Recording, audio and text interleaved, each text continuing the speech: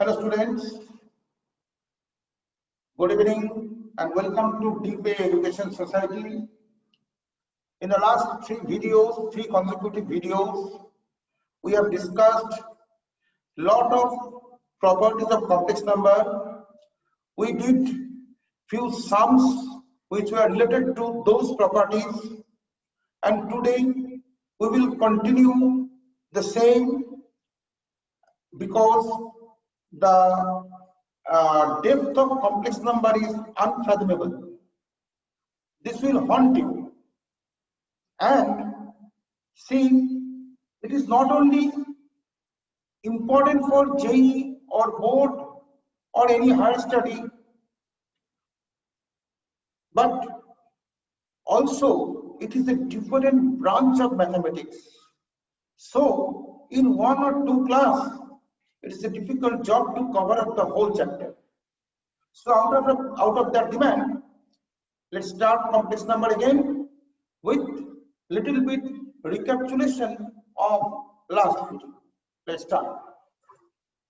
In last video, we got few properties like argument of Z1, Z2, that is argument of Z1 plus argument of Z2, argument of Z1 by Z2, argument of Z1 minus argument of Z2, and argument of Z to the power n into argument of Z. So three important properties we have taught last week.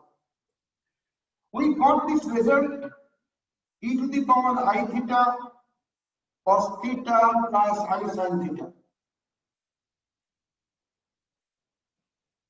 And we got the Euler form of complex number e to the power r e to the power I theta. Euler's form of complex number. So this was discussed in the last week. Now let us compare this complex number with vector in one context. What is that? Suppose in vector you are getting 2 points with respect to origin or a fixed point O. So this in vector, this OA is called position vector of A. This A is called position vector of A, that is OA, and this OB is position vector of B, means with respect to origin. Okay. Now, if I join, I will get AB as difference between the final and initial position, OB minus OA. How does it come? That will be discussed in vector, from triangle law, from resultant vector. So those are distinct part of vectors as well as of mathematics.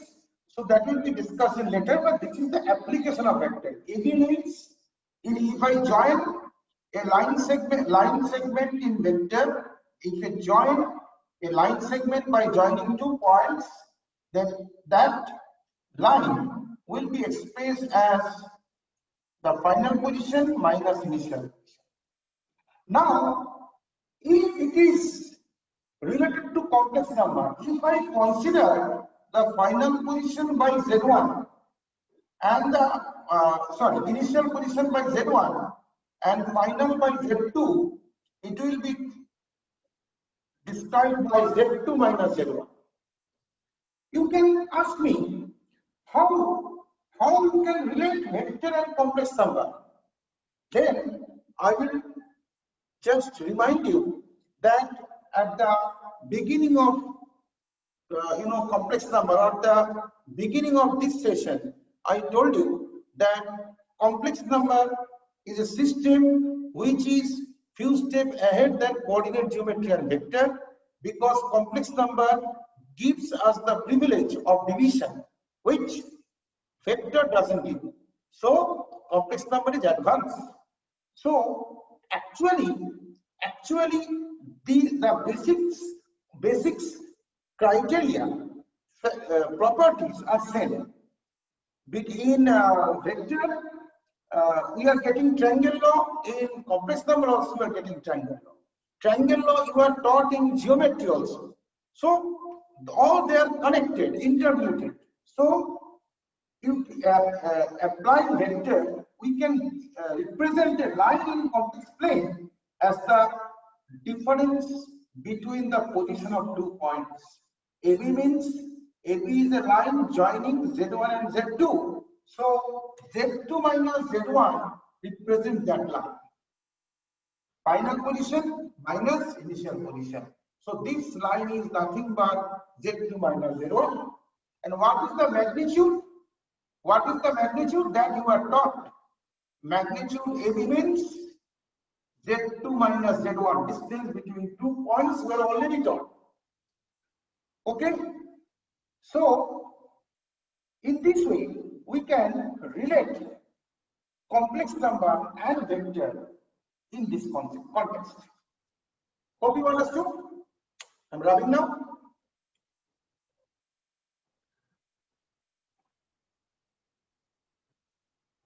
Wait for a while. So, from the previous concept, I have got that if 2 points are there in complex number Z1 and Z2, and if I join these 2 points by a line, then the line AB in complex plane, line AB in complex plane will be represented by Z2 minus Z1. So, if I take a point Z2 and join it to Z1 and another point, say Z3, it is also joined. That means we can say that two lines are converging to a point Z1. Or in other way I can say two lines are diverged from a point Z1 to Z2 and Z3. Okay? Either these two lines converge to a point Z1 or diverge from a point Z1. Now we have to find the angle between them. Now plot this on complex plane and let's draw the Argand diagram. See, you produce it. Produce it.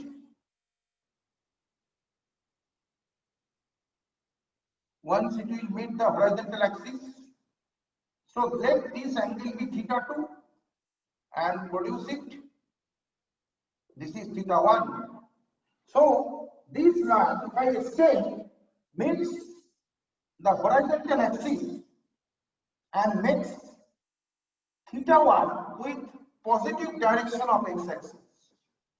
And this line, if I extend, once it will meet the horizontal axis and makes θ2 with positive direction of x-axis. θ1 and θ2. So I can write θ1 and θ2 are two angles subtended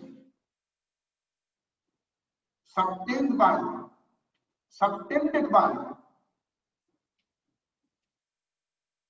Z2 minus Z1 and Z3 minus Z1 respectively with the positive direction of x-axis. So this line makes an angle θ1 with positive direction x-axis, means anti-clockwise, and this line also makes an angle θ2 with x-axis, that means the positive direction of x-axis. Now from this point of intersection, draw a line horizontal to x-axis. Then by the law of correspondence angle which you have taught in your junior class, if this is θ1, this angle is also θ1, and if this is θ2, this angle is also θ2. This is θ1, this is θ2. So the angle between them, this angle, I have shaded it. I have shaded it. This angle is θ1 minus θ2. This big angle is θ1. Smaller angle is θ2. So between these two angles is θ1 minus θ2. So I can write θ1 minus θ2 is the angle between Z2 minus Z1 and Z3 minus Z1. Hope you understood? Now you were taught last day the Euler's law of a complex number. What is that? Z is equal to R e to the power I theta. R means mod Z. That is Euler's form. So here Z2 minus Z1, this line Z2 minus Z1 itself a complex number. So Z2 minus Z1 is nothing but mod Z2 minus Z1 e to the power I θ1. Here theta, here θ1. This angle. If you wish, you can express it by polar form also. And this line Z3 minus Z1, which subtends an angle θ2 with horizontal axis. Z3 minus Z1, mod Z3 minus mod Z1 e to the power I θ2. Both are expressed in Euler form. Now let us divide the second one by first, or first by second. That is up to you. See, Z2 minus Z1 by Z3 minus Z1 is equal to mod Z2 minus Z1 e to the power I θ1 by mod Z3 minus Z1 e to the power I θ2. Hope you understood this part. Now you see, this is a constant scalar value. If you consider it as a vector, this is a scalar value, this is a scalar value. Distance is a constant term. This is a constant term, this is a constant term. Constant divided by constant itself a constant, or scalar divided by scalar is itself a scalar. So this by this will give you a new scalar or constant term k, and by laws of exponent I can write I θ1 minus θ2. So k e to the power I θ1 minus θ2. Now from Euler's form, Euler's theorem, you convert it into polar form. Therefore Z2 minus Z1 by Z3 minus Z1 has become k cos θ1 minus θ2 plus I sin θ1 minus θ2. Hope you understood. See the polar form. E to the power I theta cos theta plus I sin theta. So the whole thing is expressed in terms of a polar form. Now in polar form, say if you get Z is equal to R cos theta plus I sin theta, Argument of z is what? This angle theta. Okay, see, for example, z is equal to r cos theta plus I sin theta. Argument of z theta. Here also this complex number is expressed as r. Here r is k, means the constant term. How to get the constant one? Dividing this scalar by this scalar. That will give you cos theta plus I sin theta. Okay, so one conclusion I can draw: argument of z2 minus z1 by z3 minus z1 is equal to this angle theta 1 minus theta 2. Okay, theta 1 minus theta 2, which implies argument of z2 minus z1 by z3 minus z1 is equal to theta 1 is this, theta 2 is this. So remaining angle is the angle between these two lines. That is the angle between two lines z2 minus z1 and z3 minus z1 in complex plane. So this is an important, you can say, expression in complex number. Okay, z2 minus z1 represents a line, z3 minus z1 represents a line converging at z1 or diverge from z1. So angle between those two lines, that is theta 1 minus theta 2, is expressed by this formula. Hope all of you understood. Note down. See from the beginning, because I will rub it. See how interesting and good the chapter is.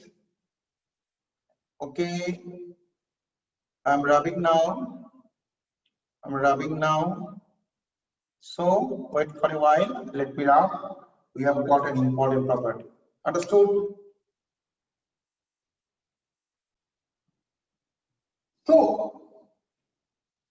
So we have got that if this point is Z2 and if this point is Z1, if I join it, final minus initial point, and Z3 minus Z1. Okay, so what is the angle between them? Say theta. Theta is equal to argument of Z2 minus Z1 by Z3 minus Z1. Okay, so suppose this is an equilateral triangle. Z1, Z2, Z3. So if I consider this angle, see, equilateral triangle. For example, I'm just telling one example: equilateral triangle.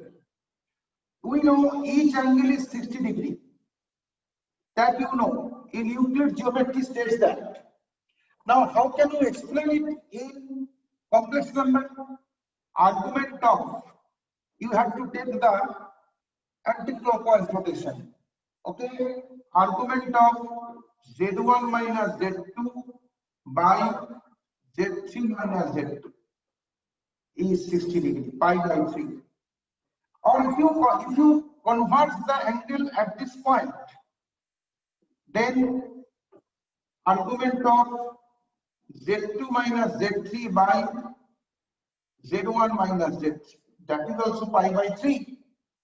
And if you convert it at this point, then argument of Z3 minus Z1 by Z2 minus Z1, that is also pi by 3. So once you get the equilateral triangle, you can get the angle between two equal sides, that is 60 degrees, in this manner. Hope you understood. So from this We can get we can get one more example. Say if I put a point Z4 here, see this angle is Z1. Sorry, this line is Z2 minus Z1. This is Z3 minus Z1. This angle is theta. And see, if I take this part, see if these two lines means Z3 minus Z4 and Z2 minus Z4 converge at Z4, means argument of Z3 minus Z4 by Z2 minus Z4 is equal to 5. Now, if sum of the two angle is 180 degree, okay? So rub this part. I'm rubbing this part. If theta plus phi is equal to 180 degree or pi, then we can say in a quadrilateral, a class 10 level property, if sum of the two opposite angle is pi, then these four vertices are concyclic. Then if theta plus phi is equal to pi, means sum of the two opposite angle of a quadrilateral is 180 degree, then the quadrilateral is cyclic quadrilateral. Means therefore argument of Z2 minus Z1 by Z3 minus Z1 plus argument of Z3 minus Z4 by Z2 minus Z4 is equal to pi is the condition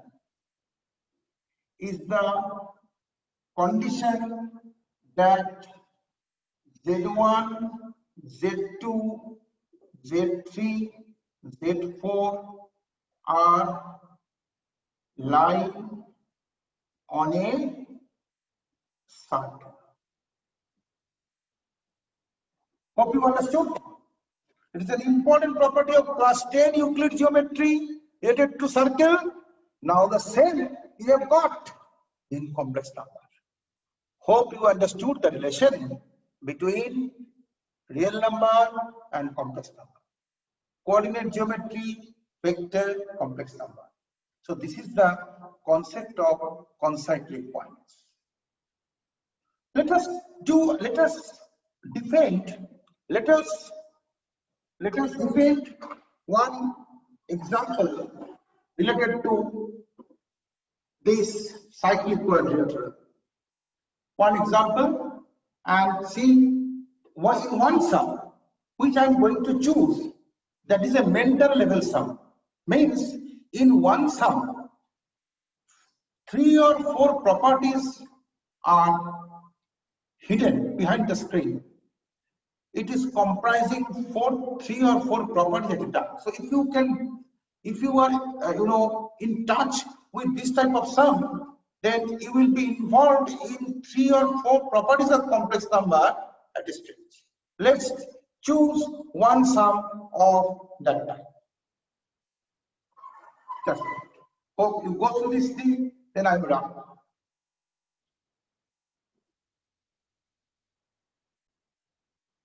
One example, let's take. Let Z1, Z2, Z3 are 3 complex number such that 2 by Z2 is equal to 1 by Z1 plus 1 by Z3. Then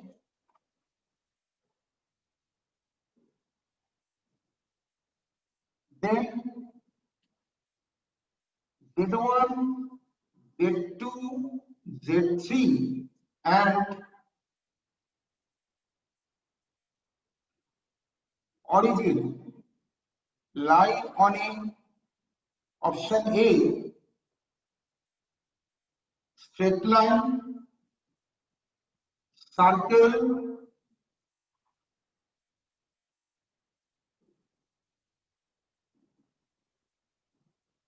cyclic, straight line, circle, rhombus,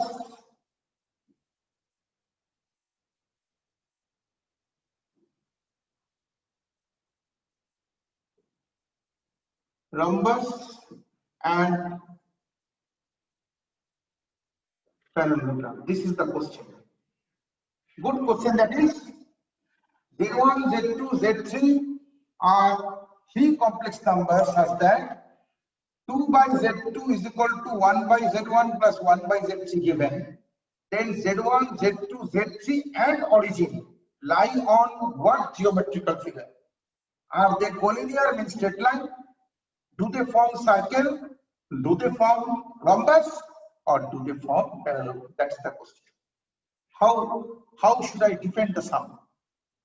See, I'm doing the sum, you just follow.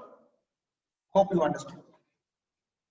See, 2 by Z2, 1 by Z1 plus 1 by Z2. Now, split this 2 into two parts. That 2 will be split into two parts. 1 by Z2 plus 1 by Z2 is equal to 1 by Z1. See, there is a mistake in the sum. I have written wrongly. That is 1 by Z1, 1 by Z3.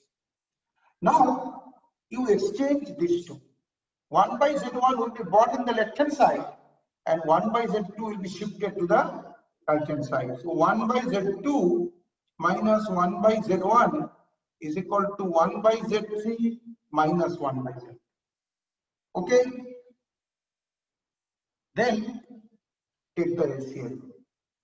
Z1 minus Z2 by Z1, Z2, Z1, Z2 minus Z3 by Z3, Z2. Okay? Now, what will be your next step? Let us shift from this place to this place, because I have to accommodate the sum in this first panel. Now, you do one thing, you exchange the numerator of the second ratio with the denominator of the first ratio. Means Z2, Z1 will go to the numerator and Z2 minus Z3 will come to the denominator of this ratio. Exchange them. Z1 minus Z2 by Z2 minus Z3 is equal to Z2 Z1 by Z3 Z2.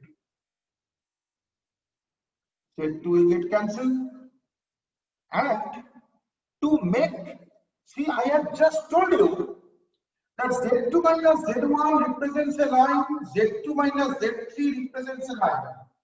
And few minutes back, you got this example, Z2 and Z3, if they converge, then where do they converge? At Z1. Then you got what form? Z2 minus Z1, Z3 minus Z1. So, always in both cases, Z2 and Z1 will be taken as initial position. Here, to make, because when in vector, when you are finding angle between two lines, you have to make the two vectors converge or diverge. So here also, to make it converge, you take minus common.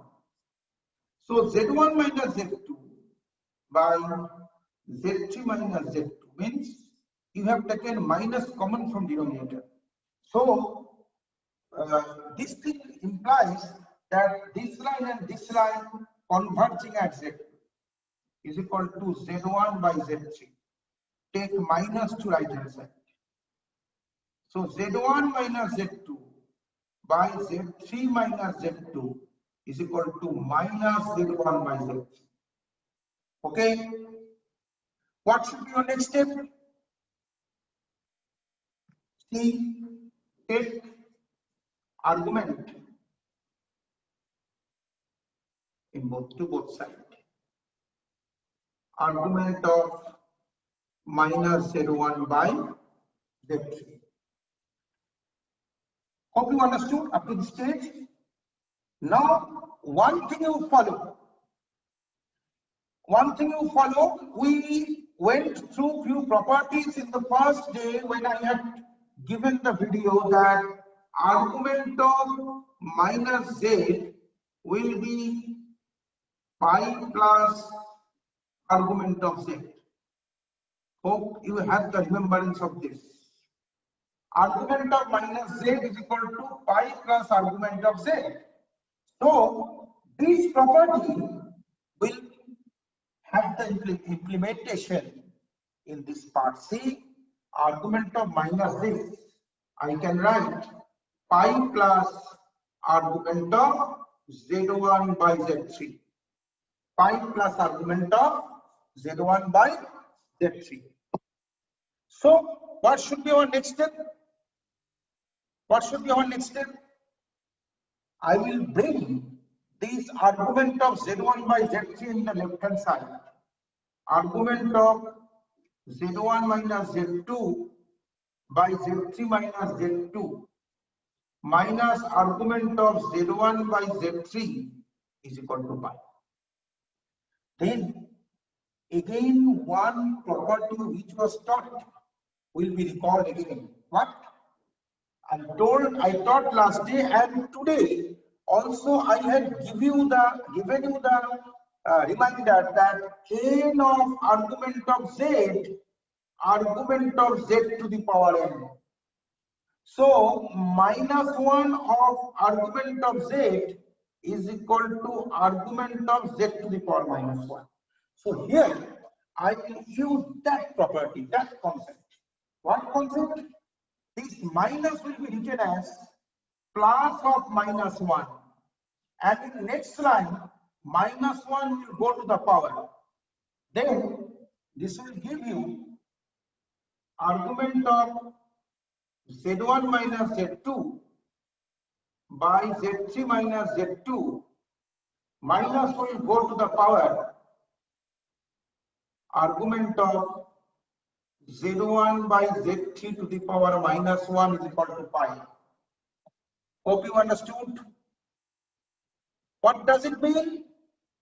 In next slide, see, argument of Z1 minus Z2, Z3 minus Z2 by loss of indices to the power minus 1 means Z2 will go up, Z1 will come down. Argument of Z2 by Z1 is equal to pi. Now I can get the term which I am looking for. What?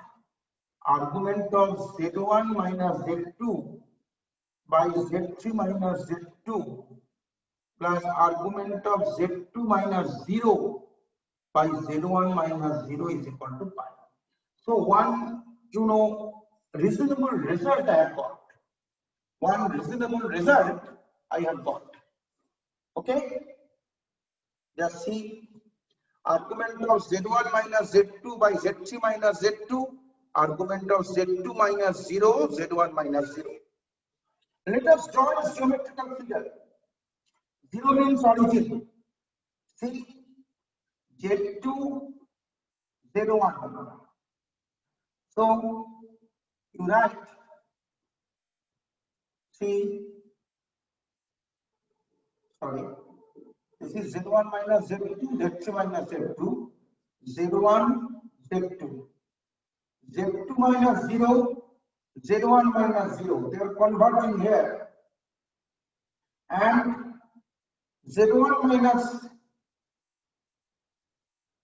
I think this is, there is a mistake, see, this is Z3, this is Z3, this is Z3, not Z2, Z3, okay, this is Z1 minus Z2, Z3, so here Z3 minus Z0, write this thing as Z3, Z3 minus Z0 by Z1 minus Z0, and Z1 minus Z2, this is Z2 and by Z2 minus Z2. See, we have got angle subtended at origin and angle subtended at this point. The sum is 180 degrees. So it is a cyclic quadrilateral. It will form a circle. So Z1, Z2, Z3 and origin form a circle. So option B is correct. Option B is correct. This sum is really conceptual. It is really concept builder. Okay, so I am explaining it. See, apparently from this part you see, this was actually, once you bring this thing in left hand side, we got it as minus sign. But that minus will be written as plus of minus 1. Okay, plus of this argument of Z1 by Z3 will be shifted to right hand side. You can write plus of minus 1. Minus 1 in next step will go to the power. Minus 1 has gone to power. Now, see from there, I have written the term over here. See here, Z3 will go up and Z1 will come down because to the power minus 1. Now, instead of this is Z1 minus Z2, Z3 minus Z2 means Z1 and Z3. Z1, this is Z3 and Z1 both are converging to origin. See, Z3 and Z1 converging to origin and Z1, Z3 converging to Z2. Sum of the two angles 180 degree makes they form a circle. So the concept of argument we have got and the maximum level example we have gone through. You go through it, then I will wrap, and the last topic, cube root of unity, I will teach. Okay, hope you understood.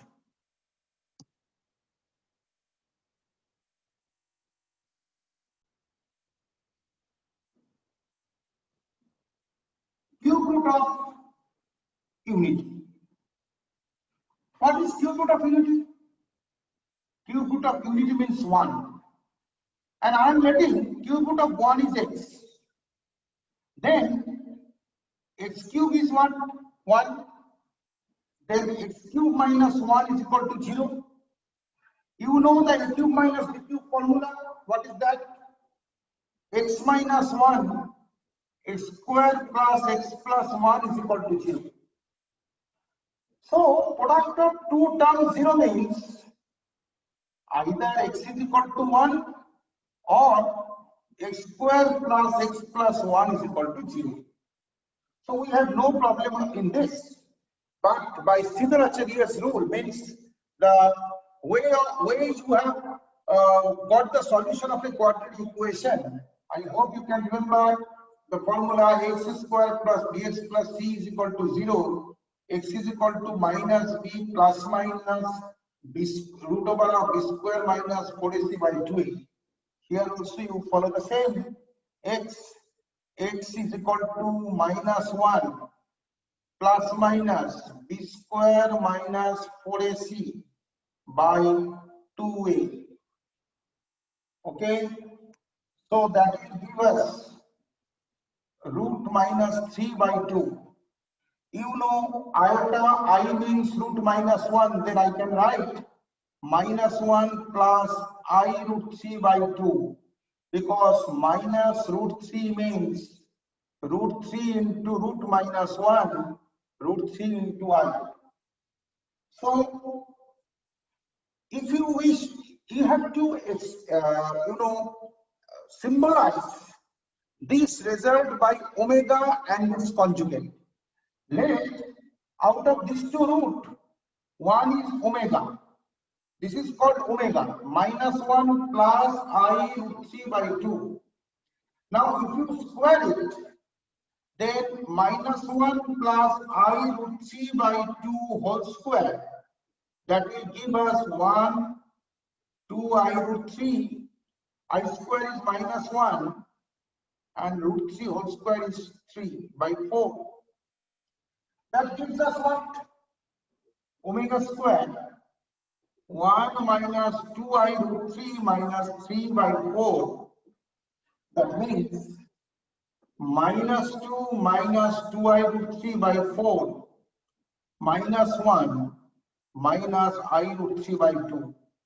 So if I get one root as omega, then we can get another root, omega square. Omega square is conjugate of omega and vice versa. Okay, so up to this stage I hope you understood. Just look at a glance. I'll rub it then. So if you get S cube is equal to 1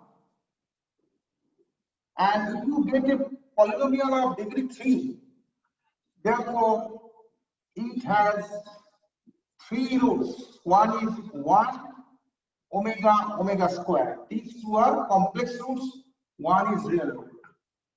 So I can write S cube minus 1 as x minus 1, x minus omega square. Means a polynomial can be expressed by its factors, product of factors. So bring this x minus 1 as the denominator. See, x cube minus 1 by x minus 1 is x minus omega square. Divide it, you will get a square plus x plus 1, a square omega square plus omega cube. Comparing the like terms, we get omega square plus omega minus 1, omega cube is 1.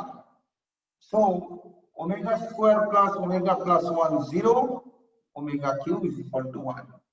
That's all for cube root of unity. What we have got? So if this thing is equal to x is cube root of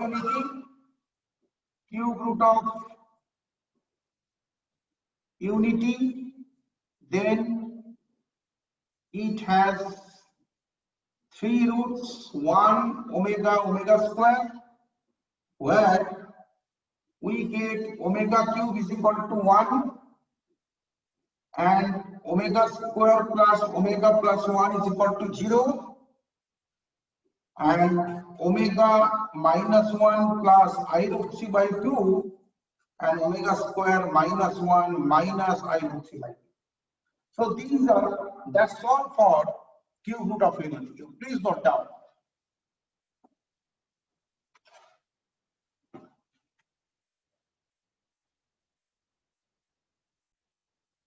So hope you understood. I'm wrapping this part, and let's do one example related to cube root of unity.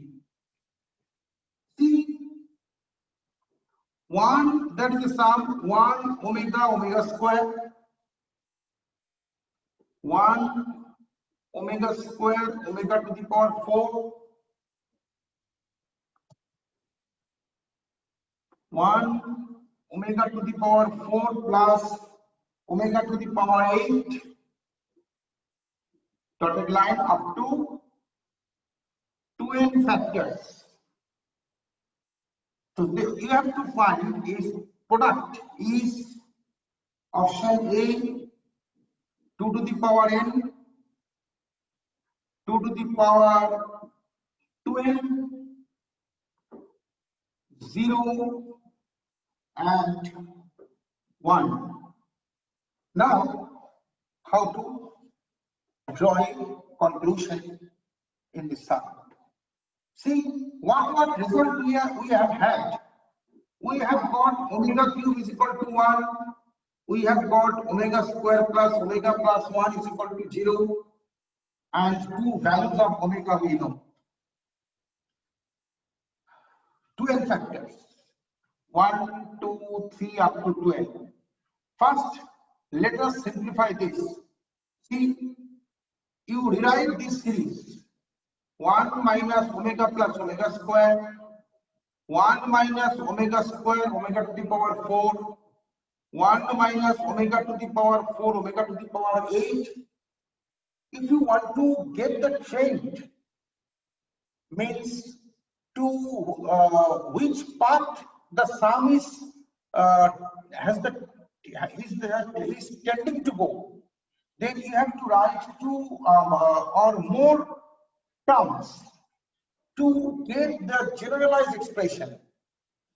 Then 1 minus, see, omega square, omega 4, omega 8, omega 16, and so on up to 2n factors. So I have introduced one extra factor. Obviously, the factor is there, the dotted line means the series is on. Now you first simplify this part. 1 minus omega plus omega square. What does it mean? 1 plus omega square is dropped in a bracket. What is 1 plus omega square? What we got from this relation? Minus omega.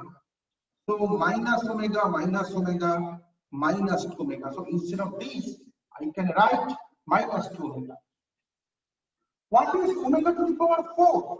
See, omega to the power 4 is nothing but omega cube into omega. What is omega cube? 1.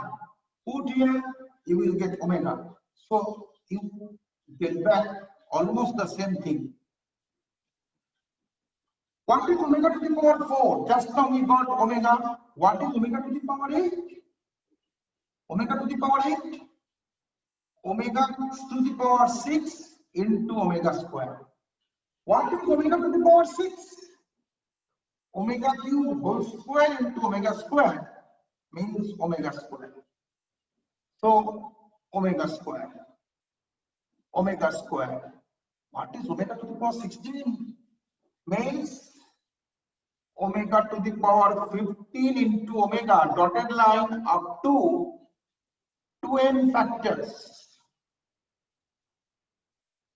So minus 2 omega, see, 1 plus omega, you club together, minus omega square. 1 plus omega square, you put them in a bracket, minus omega. Omega to the power 15, what is omega to the power 15? Omega to the power 15 is omega cube whole to the power 5, 1 to the power 5, that is 1. So 1 minus omega square, omega plus 15 is 1, up to 2n factors. What is 1 plus omega? What is 1 plus omega? 1 plus omega square is minus omega. In the same manner, 1 plus omega is minus omega square. So here you put, see, minus 2 omega, minus omega square, this is minus omega, 1 plus omega minus omega square up to 2n factors. So minus 2 omega minus 2 omega square minus 2 omega minus 2 omega square up to 2n factors. Up to 2n factors. See, here 2 factors are coming. Okay, a pair of 2 factors, pair factors. Minus 2 omega is coming, minus 2 omega square is coming. Total number is 2n factors. So I can split up these 2 type of factors into n factors each. See, minus 2 omega into minus 2 omega up to n terms, n factors.